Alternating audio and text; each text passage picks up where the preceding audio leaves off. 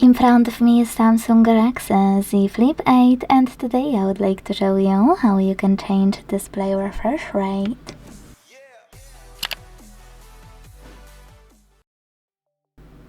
First of all, go into settings and scroll to choose display section.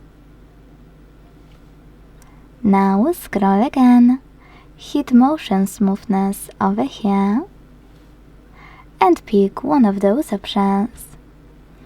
To save your changes, hit Apply button.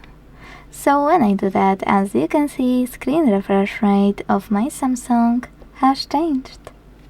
Thanks so much for watching. If you enjoyed this video, leave a like, comment and subscribe. Bye!